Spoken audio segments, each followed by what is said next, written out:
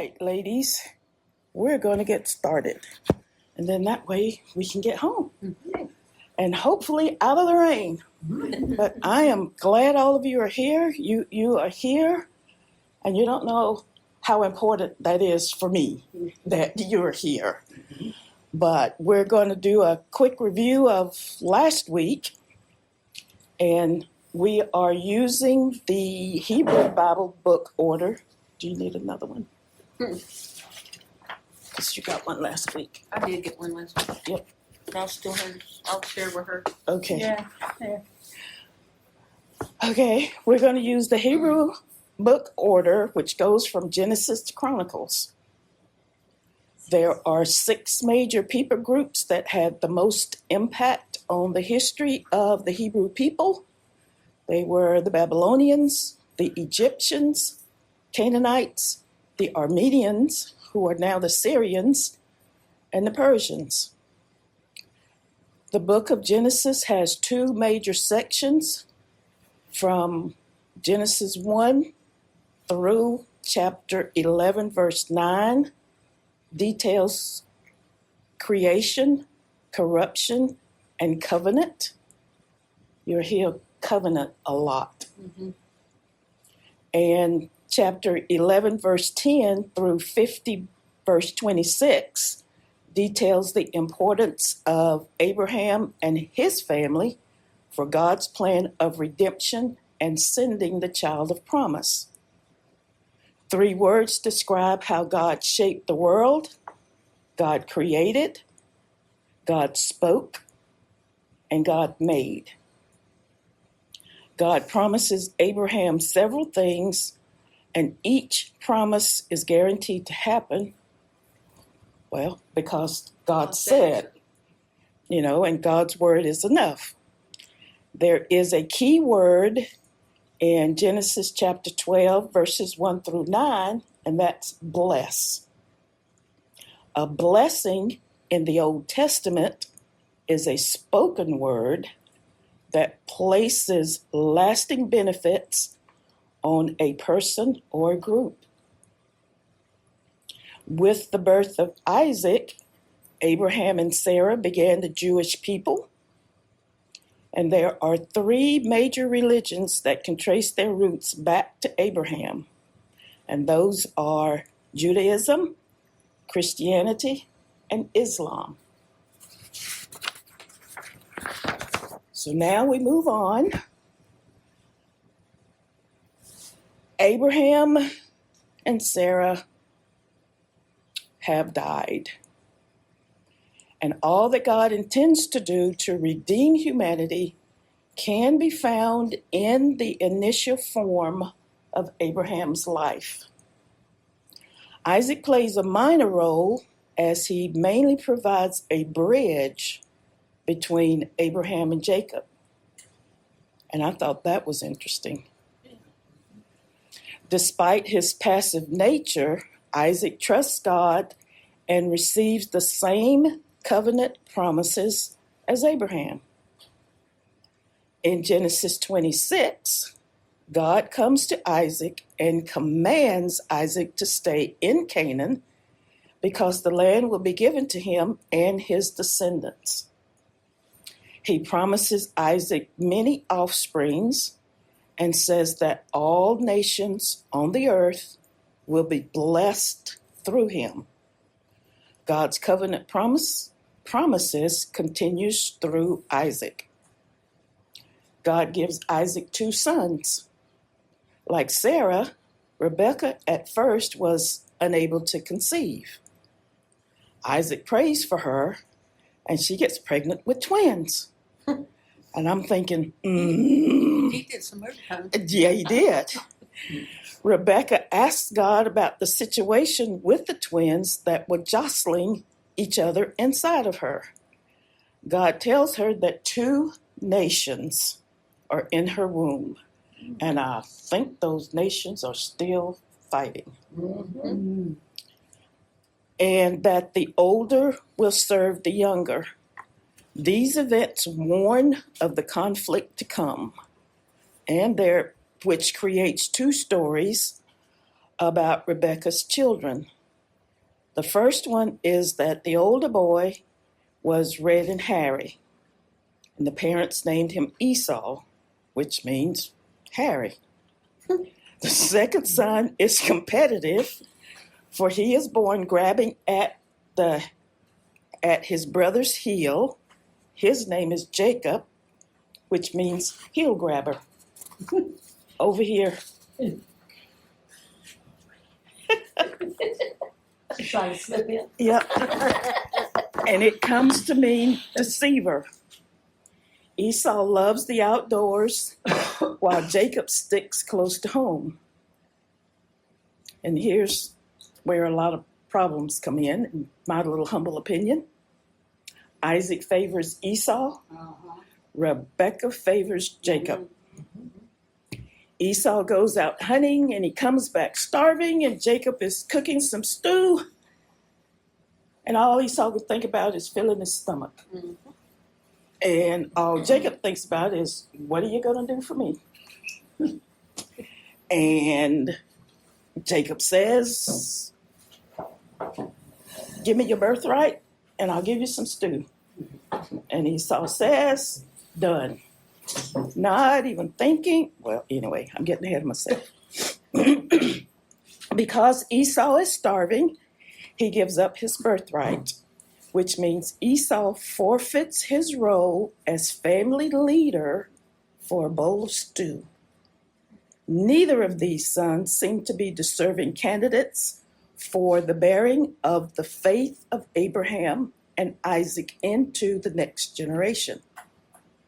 The oldest son seems to care little for the vital things of life. The younger son will only help his brother if he gains something in return. In chapter 27, it shows us that Jacob outmaneuvers Esau again. Isaac has grown old and his eyesight has failed. He doesn't know how long he's going to live, so he prepares to die. The main thing of his concluding task is passing the covenant promises to the oldest son. This task is called blessing. Isaac sends Esau out to hunt game and cook food before the blessing. Rebekah hears this plan. She dresses Jacob as Esau and sends the younger son to be blessed. Confused, Isaac blesses Jacob. God's promises to Abraham and Isaac transferred to Jacob, just as God had told Rebekah. I kind of think she was waiting for the opportunity to manipulate things. But that's my little humble opinion. Well, she did. Yeah, She did. This is true, she did. she did. So Jacob gains not only Esau's birthright, but his special promises as well. Esau understandably resents this turn of events, but he gave it up for a bowl of stew. So I don't know what his problem is. Must be good stew. Yeah, He's hungry. yep, he was hungry. Typical boy. Typical young man. He's green. We got one at our house. Always hungry. Esau's only comfort comes from planning to kill Jacob. So Rebekah sends Jacob to her brother in Haran. On the way there, Jacob has a vision. During this dream, God gives him the promises of Abraham and Isaac, which is land, offspring, and relationship. Rather than accept God's offer without a problem, Jacob vows to follow the Lord only if he can safely return to Canaan. I'm thinking, you're talking to God. And That's brave. you could have been struck That's dead brave. right there on the spot. But anyway, Jacob will have his own struggles, which we just saw right there. But still, he is the person that God chooses to further reverse the sins of the world. However, his uncle's place doesn't provide a safe place for Jacob. He finds his uncle, and he soon learns that his uncle is as treacherous as he is. Jacob falls in love with Laban's daughter, Rachel, worked 7 years for her. On their wedding night, Laban exchanges Rachel for her older sister, Leah. Jacob is not happy. What goes around comes around. I'm telling you. Karma. Yeah, that's what we were just talking about. Yeah. And Jacob asked Laban, "Why have you deceived me? The trickster has been tricked, and he must work another 7 years for Rachel." After his marriages, Jacob begins to father heirs of his own. Leah is not Jacob's favorite, but she bears him sons. Jacob loves Rachel the most, but she cannot conceive.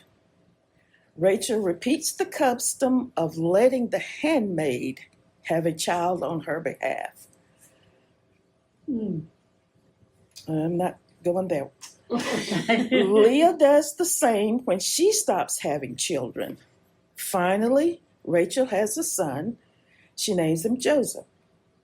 In all, 11 sons and a daughter were born. But I could not find the daughter's name. What's the daughter's name? I have no I've idea. never heard of a daughter. And I've read the Bible for it, but I don't remember there being a There- daughter, but I guess there was. There was, but Yeah. they didn't give her a name. Throughout this time, Rachel and Leah vie for Jacob's affections. Imagine that. The competition does not lead to domestic peace and has long-lasting consequences. Along with Jacob's domestic problems, he has difficulty with his father-in-law for whom he works. The two men squabble over their flocks. God gives Jacob instructions to flee from his father-in-law and head back to Canaan. Jacob leaves with Laban's daughters, flocks, and his grandchildren. When they leave, Rachel steals some of her father's household gods, which conveyed inheritance rights. So her father chases them. This time, it's Laban who asks, "Why did you run off secretly and deceive me?" The two men's battle to deceive each other is over. At this point, Jacob is between a rock and a hard place. He can't go back and live with his father-in-law, and he's not sure he wants to go face his brother. His relationship with God has advanced in that he obeys God's command to flee. But the Lord doesn't give him any guarantees about his future. As Jacob travels home, he expects trouble with Esau. So he divides his family into two groups, with the children of the handmaids going first, Leah and her sons second, Rachel and Joseph last. Although Jacob knows God has sent him home, he's just not all that sure. I found the name of the only daughter that was between Jacob and Leah. It was Dinah. Diana? Mm-hmm. Dinah. Dinah. Yeah, however, Dinah. Dinah. Dinah. However you want to pronounce it. Okay. Well, now we know. Mm-hmm. Now we know. Thank you. Yeah. So God comes to Jacob in this time of extreme crisis. Jacob sends his family ahead and spends the night alone at the Jabbok River. During the night, a man wrestles with Jacob. The wrestler is powerful, for he touches Jacob's hip and dislocates it. And I want to tell y'all, that hurts. Mm-hmm. That's a pain. Yeah. As the day approaches, the man asked to be released.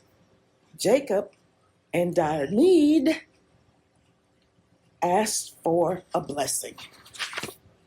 In response, the man changes Jacob's name to Israel, which means he struggles with God. Mm-hmm. Like Abraham's name change, this event signals God's blessing. Jacob has struggled with God and men and has won. This indicates that God will keep his promise to protect Jacob. He can meet Esau and survive. The encounter also changes Jacob.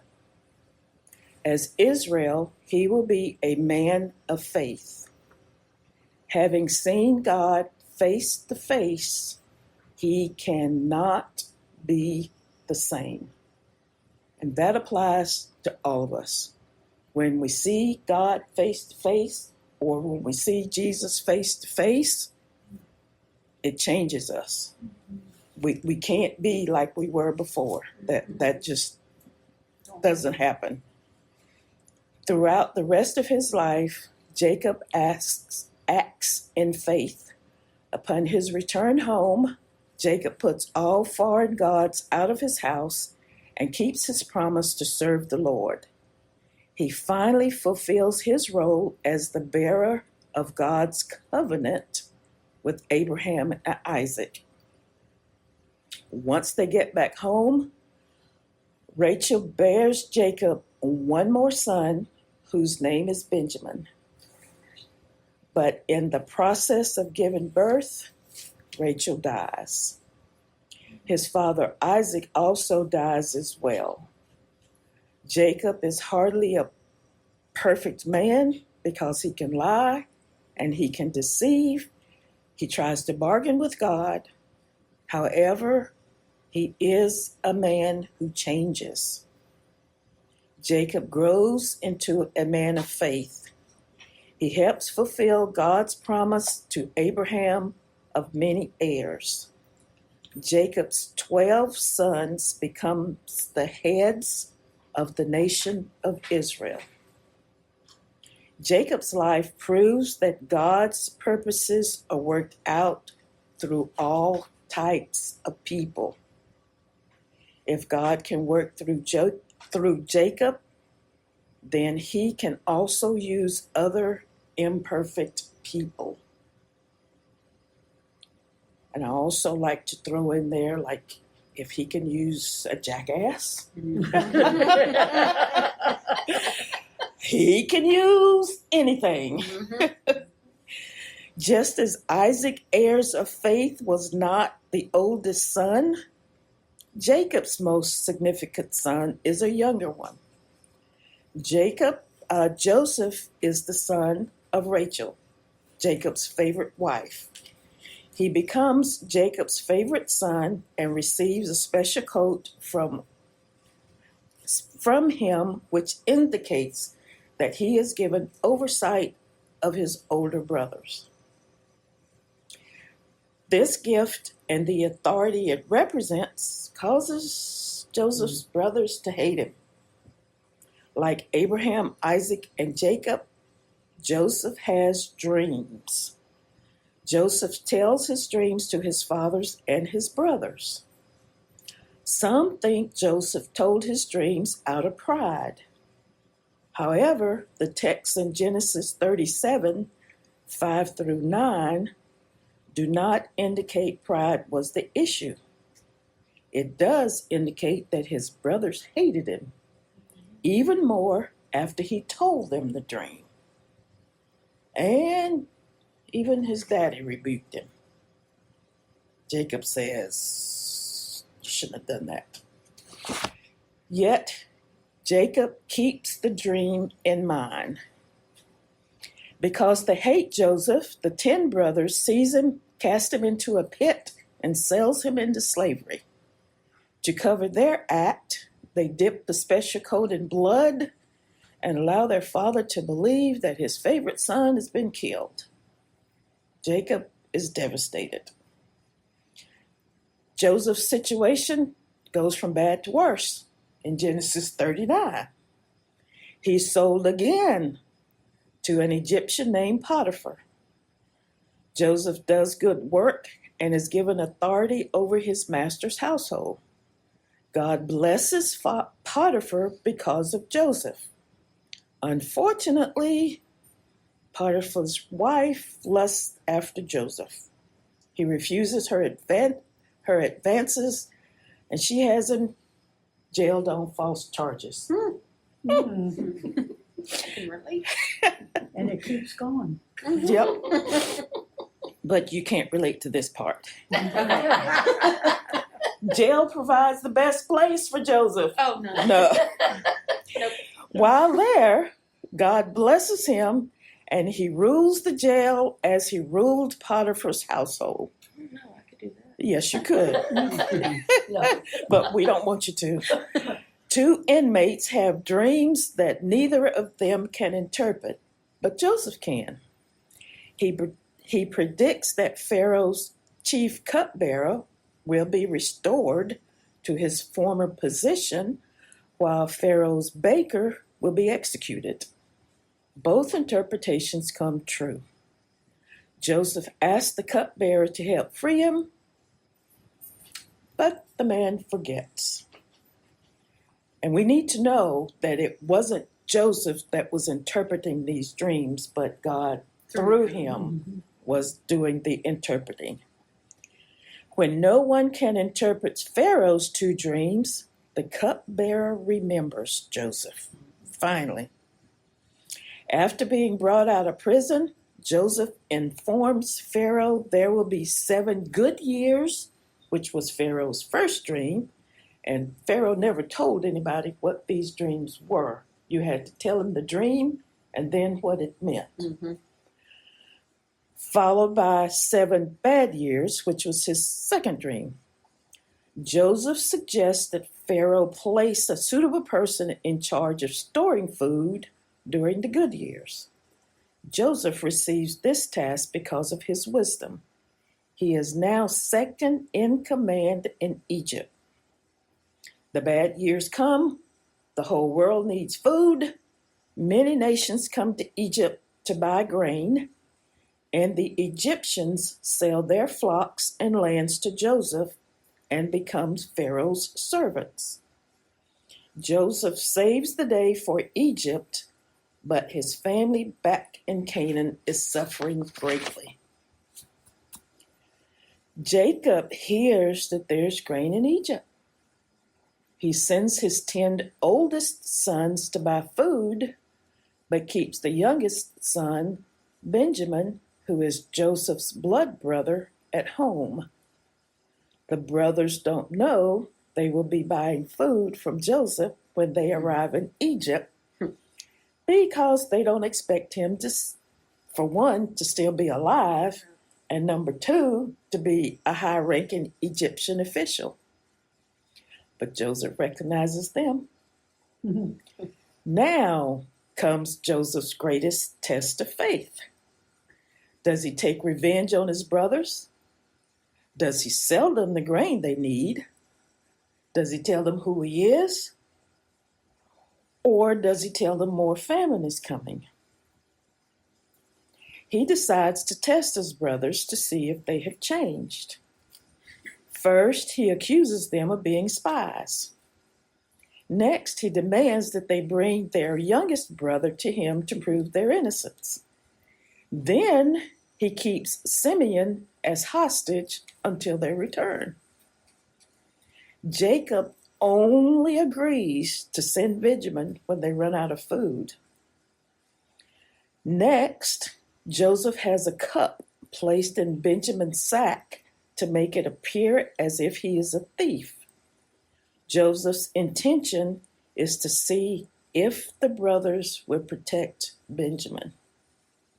Because they offered to take Benjamin's place in prison to spare their father more grief, Joseph knows they have changed, and he finally reveals himself. Joseph shows a great deal of emotion at this revelation, not only because of Benjamin's presence, but also because he now understands why he has suffered so greatly. Joseph declares, "But God sent me ahead of you to preserve for you a remnant on earth and to save your lives by a great deliverance. So then, it was not you, dear brothers, who sent me here, but God. God keeps the 12 tribes alive by allowing one to go to Egypt, suffer, and be exalted. Joseph passed his test of faith. His certification as a man of faith saves the whole clan, saves all of Israel. At this time, all 12 tribes live outside of Canaan, the land of promise. God's promise to Abraham of many descendants has started to take place and to be fulfilled, but the promise of the land seems still very remote, still very far off. Many generations must pass before those promises can come true. As a final act of faith, Joseph directs his brothers to bury him in Canaan, the land of promise. All of Israel is physically saved because Joseph is a man of faith. His decision to forgive his brothers means Jacob's clan will survive. His belief that God has used him to help others mark him as a true heir of Abraham's relationship with God. The book of Genesis ends with Jacob traveling to Egypt with his clan, his death, and the death of Joseph. Before his death, Jacob blesses his sons. These blessings state what the future will be. What they say about Judah has the most significance for the entire rest of the Bible. Jacob says that Judah will eventually rule over the other tribes. King David is Judah's descendant. David rules Israel. God promises David that the Messiah will come from his family. That king will bless all nations in keeping God's promises to Abraham. Genesis offers us a comprehensive introduction to the Bible. Sin emerges as creation's major problem, and it still is. And God acts through people to defeat sin. He offers promises that serve as an outline for the first 5 Old Testament books. The mystery of Abraham's heir is solved, and the numerous descendants have begun to appear, but his other promises are yet to reach fulfillment. And that's where we will stop, since I messed up last week and went farther than I should have. But next week, we're going to look through at Exodus through Leviticus, which is covenant and community. And we're going to see that God keeps his promise to have a special relationship with Abraham's heirs by making a covenant with them. And if y'all know, any of you have read the Bible, it's a struggle to get through Leviticus and Numbers. So it'll be short. It'll be a short trip through those. But that's all I have for tonight.